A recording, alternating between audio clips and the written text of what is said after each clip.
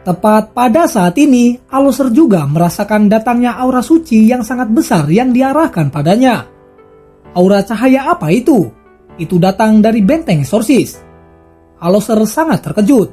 Tidak menunggu lama, api yang sangat luar biasa tiba-tiba keluar dari tubuhnya, melepaskan gelombang energi spiritual yang keras. Di tangan kanan muncul sebuah pedang yang bertujuan untuk memotong musuh yang tiba-tiba datang. Dan ketika perisai jingga akan menyerang Alloser, itu tiba-tiba berhenti. Dan segera Alloser menemukan dengan terkejut aura yang sangat tajam meledak dari perisai lawannya. Kekuatan mental yang sangat kuat itu tidak ditunjukkan pada tubuhnya, melainkan langsung ke dalam jiwanya. Alloser merasa sangat pusing, karena kekuatan mental yang tajam itu telah membuat seluruh pikirannya kacau balau. Dan selanjutnya, perisai jingga bertabrakan dengan Alloser. Pada detik berikutnya, perisai jingga bertabrakan dengan pedang Alloser. Dengan tabrakan yang hebat ini, kedua belah pihak saling memukul mundur. Tetapi kondisi Alloser terlihat jauh lebih buruk.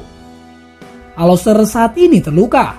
Kemudian api kembali meledak di bawahnya, menyebar tanpa henti keluar dari tubuhnya. Namun, untuk dapat menenangkan pikirannya, dia bisa dengan jelas melihat bahwa di balik kesatria emas ini menunggangi Raja Bintang yang sangat megah. Dan kemudian kesatria ini mulai bergerak. Perisai di tangannya melepaskan ledakan dengan kilau jingga dan menyerang ke arah Alloser. Melihat itu, Alloser membuka mulutnya dan dari sana melepaskan titik hitam yang tajam. Tidak ada yang lebih ahli dalam menangkap peluang selain seorang asasin. Dan tempat ini tidak lain adalah markas dari kuil asasin. Sebagai kepala kuil asasin, bagaimana mungkin Sheng Yu tidak memahami situasi saat ini? Saat kesatria emas menarik perhatian Dewa Iblis Alloser, Sheng Yu benar-benar menyembunyikan dirinya sejak lama. Kerjasama antara seorang asasin dan seorang kesatria merupakan tradisi panjang dalam aliansi. Jadi, seketika Alloser bertabrakan dengan kesatria emas itu, Sheng Yu tidak tahu bagaimana keadaannya. Tetapi dia berpikir, kesatria ini pasti akan menciptakan kesempatan untuk serangan mendadak darinya. Serangan Sheng Yu sedikit lebih lambat daripada asasin iblis. Tetapi perbedaan kecepatan ini menghasilkan akibat yang mematikan. Dengan ledakan yang keras, Dewa Iblis Alloser mengeluarkan teriakan yang mengerikan. Tepat di dadanya, luka yang cukup besar bisa dilihat. Benar, itu luka yang sangat fatal. Namun Sheng Yu tidak berencana untuk melepaskannya. Sementara itu, belati lainnya menusuk dengan keras ke belakang kepala Alloser. Kematian Alloser cukup menyedihkan. Dia benar-benar tidak menyangka serangan mendadak mereka akan berakhir dengan serangan balik. Bahkan tanpa memberinya waktu untuk meminjam kekuatan dari pilar Dewa Iblis. Pada saat serangan ledakan mencapai bagian belakang kepalanya, harapan terakhirnya untuk bertahan hidup telah menghilang. Terlepas dari kelihatannya, semua ini terjadi dalam sekejap. Dari serangan mendadak yang dilakukan oleh dua Dewa Iblis terhadap Chai-Er hingga kematian Alloser, hanya beberapa kedipan mata yang telah berlalu. Ini juga pertama kalinya mereka bekerja sama, tetapi mereka memiliki pemahaman yang sangat baik. Tetapi pada saat ini, ketika Sheng Yu disibukkan dengan Dewa Iblis Alloser, Dewa Iblis sebelumnya yang bersosok hitam saat ini sedang melawan kesatria emas. Setiap kali dia dipaksa mundur, cahaya jingga semakin bersinar dan perisai terus memblokir serangan yang masuk melalui obstruksi ilahi. Musuh tidak punya waktu untuk mempersiapkan serangan yang lebih besar, dan hanya bisa melihat tanpa daya di tempat Alloser dibunuh oleh Sheng Yu. Dari kejauhan dalam kem iblis, 7 pilar Dewa Iblis bersinar dalam kilauan. Tetapi di sisi benteng eksorsis, langit tiba-tiba tampak menjadi gelap. Niat membunuh yang kuat menyebar dari sosok hitam sebelumnya. Dan selanjutnya, sosok itu dengan cepat melarikan diri pergi dari medan perang. Medan perang ini lebih dekat dengan benteng eksorsis. Oleh karena itu, bantuan dari kuil asasin akan lebih cepat daripada Dewa Iblis yang akan datang. Jika dia tidak pergi sekarang, dia hanya bisa mengalami nasib yang sama seperti Alloser. Saat ini masih memegang perisai, kesatria emas itu menggeram pelan. Menahan serangan terus-menerus dari Dewa Iblis bukanlah sesuatu hal yang mudah. Jika dia tidak memiliki armor emas di tingkat epik, itu pasti keadaannya akan jauh lebih buruk.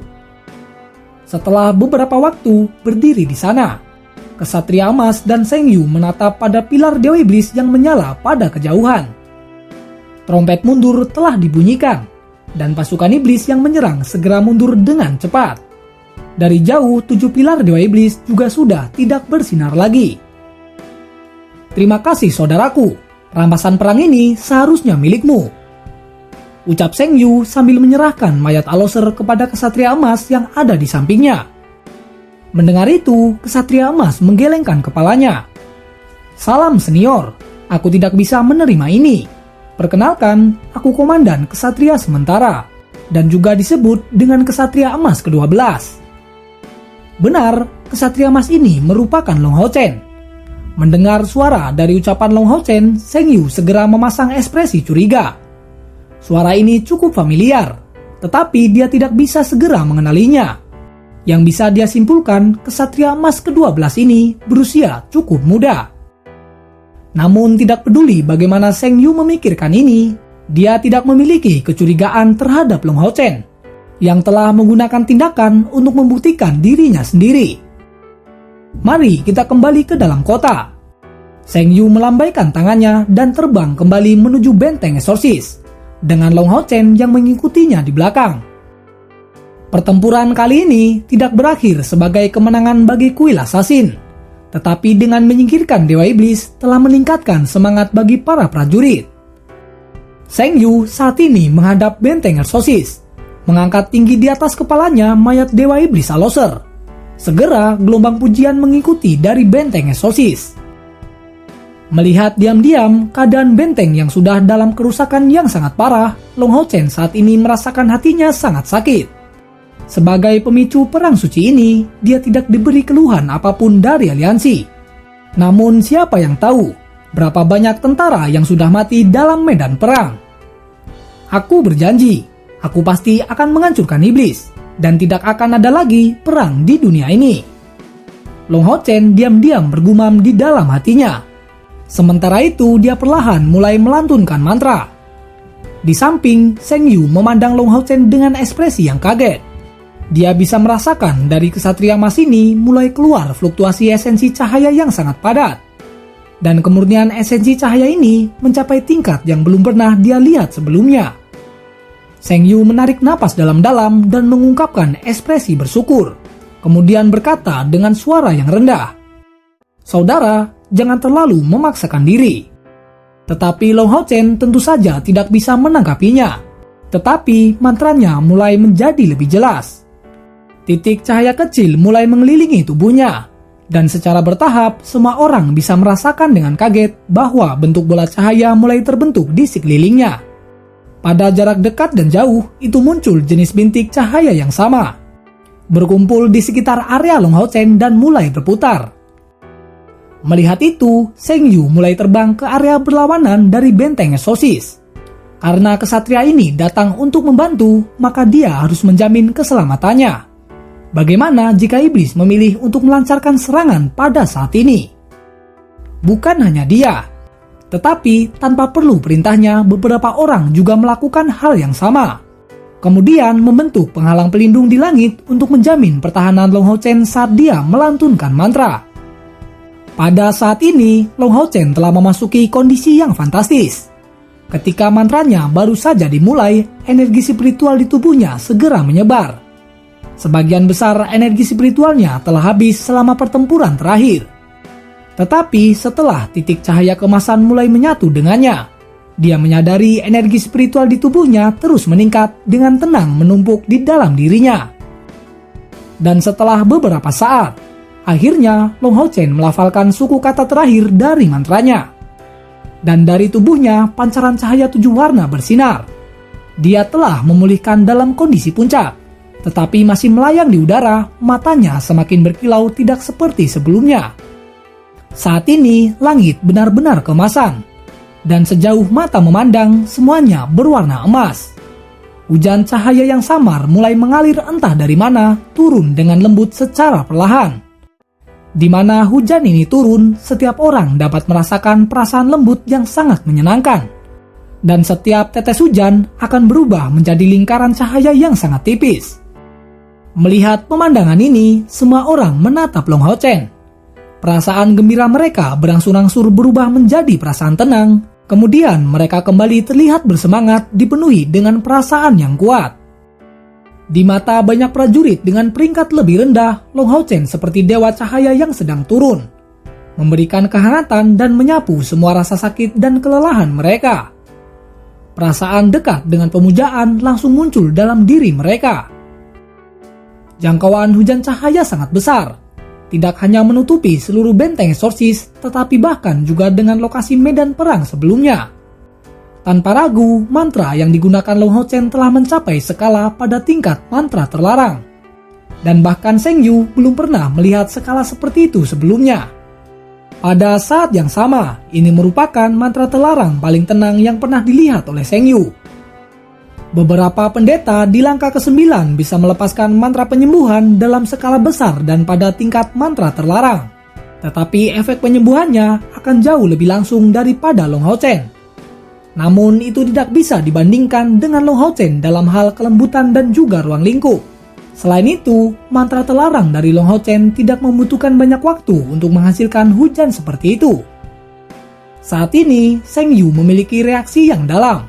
Bermandikan hujan suci, tidak hanya tubuhnya mendapat manfaat, tetapi juga dengan jiwanya. Semua perasaan negatif menghilang dan luka di tubuh semua orang dengan perlahan sembuh. Dan secara bertahap, beberapa tentara mulai berlutut di depan Long Hao Chen. Dan pemandangan ini dengan cepat menyebar ke seluruh benteng eksorsis. Saat ini, Chai seperti yang lainnya, berdiri di kota dan mengawasi kesatria emas dari kejauhan. Tentu saja dia tidak mau berlutut, tetapi matanya sudah lembab dan air mata terus mengalir dari seluruh wajahnya. Bermandikan hujan cahaya ini, semua luka sebelumnya pulih secara bertahap dan perasaan tertekan di hatinya menghilang tanpa suara. Jika hanya satu orang yang dapat mengetahui identitas kesatria emas ini, tanpa diragukan lagi itu adalah dia. Dia tidak mengenalinya dari auranya, tetapi mengenali perisai yang mereka peroleh dari perjalanan mereka di wilayah rawa hitam. Perisai siput matahari dan bulan, bagaimana mungkin dia tidak bisa mengenalinya? Hao Chen, kamu benar-benar datang. Chai menggumamkan ini di dalam hatinya. Ingatan yang terkubur jauh di dalam dirinya akhirnya menunjukkan beberapa gerakan.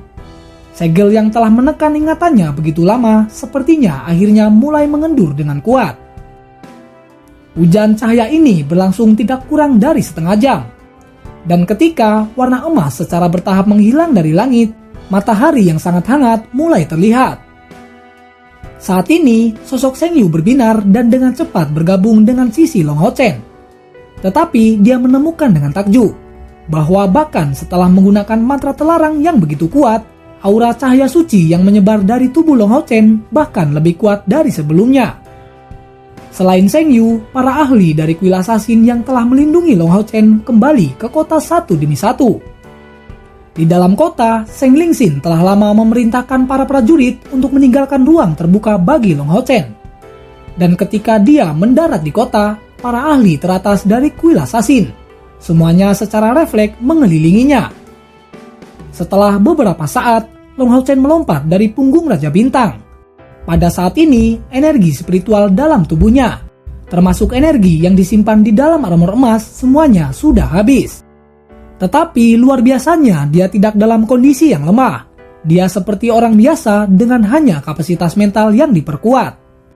Saat ini, sebanyak 11 ahli dari kuil assassin berada di sekitar Long Hao Chen. Itu termasuk dengan Sheng Yu. Sama seperti kesatria ilahi dari kuil kesatria, 11 ahli dari kuil assassin ini memiliki tingkat heroik setelah mencapai langkah ke-9.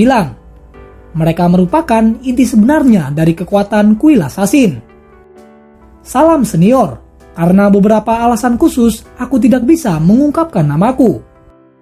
Long Hao Chen memberi hormat kesatria kepada 11 orang ini. Setelah membalas hormat, Sheng Yu kemudian memberikan jawaban yang tulus. Selamat datang, Komandan Kesatria. Kuil assassin kami tidak akan pernah melupakan semua yang kamu lakukan untuk benteng eksorsis. Semoga hubungan antara kuil kita akan bertahan selamanya. Jika kamu membutuhkan sesuatu, kuil assassin kita akan bersedia untuk memenuhinya. Mendengar itu, Long Hao Chen memiliki ekspresi kosong di wajahnya. Tetapi dia tidak dapat menolak, hanya memberi hormat kesatria lain kepadanya. Tepat pada saat ini, tiba-tiba seorang datang dari kerumunan. Orang ini segera melemparkan dirinya ke dalam pelukan Long Hao Chen, memberinya pelukan yang dalam. Melihatnya, raut wajah dari semua orang saat ini menjadi terkejut. Termasuk bahkan Sheng Yu, dia benar-benar terkejut. Tetapi dia kemudian memiliki tampilan yang aneh. Dia akhirnya menyadari identitas kesatria emas yang ada di depannya. Benar, orang yang telah memeluk Long Hao Chen tidak lain itu adalah Chai Er. Sheng Yu sangat memahami Chai Er dengan baik. Selain kepada Long Hao Chen, siapa lagi yang bisa merebut hatinya? Tetapi setelah menyadari identitas dari Long Hao Chen, keterkejutan Sheng Yu menjadi lebih kuat. Selama 1,5 tahun ini, dia telah memberikan segalanya dalam mengajar Chai Er. Dan sekarang sudah mencapai tingkat ke-6 dari langkah ke-7. Di matanya, kecepatan ini sudah memberinya banyak kebanggaan. Tetapi dalam kenyataannya, ketika orang ini muncul kembali, dia ternyata sudah menjadi kesatria di langkah ke-8. Selain itu, dia juga memperoleh armor emas dari tingkat epic. Mungkinkah anak kecil ini sudah melampaui langkah ke-9? Ini merupakan keraguan terbesar dari Sheng Yu. Tentu saja yang lain tidak tahu apa yang terjadi. Mereka jelas semua tahu tentang identitas Chai Er, seorang putri suci samsara. Tetapi saat ini dia benar-benar melemparkan dirinya ke dalam pelukan kesatria emas ini. Karena pihak lain telah memberikan bantuan yang sangat besar bagi kuil assassin, mereka tidak bisa untuk menghentikan Chai Er. Saat ini, Long Hao Chen tidak menghalangi sensasi pelukan lembut Chai Er. Chai Er, dengan lembut Long Hao Chen memanggil namanya. Emosinya menjadi sangat tidak stabil sehingga kilatan jingga di armornya mulai bergelombang secara tidak teratur. Setelah beberapa saat, Sheng Yu mulai berkata, "Komandan kesatria, kamu baru saja menggunakan mantra terlarang. Mungkin sekarang kamu harus beristirahat dalam kuil assassin kami."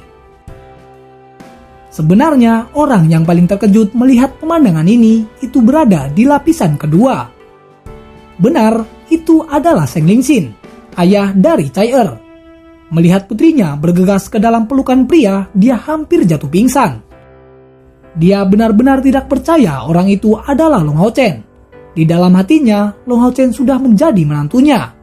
Tetapi dia secara tidak sadar percaya bahwa seorang kesatria emas setidaknya akan berusia sekitar 50 tahun. Apa yang salah dengan Chai Er? Mungkinkah dia jatuh cinta pada pahlawan?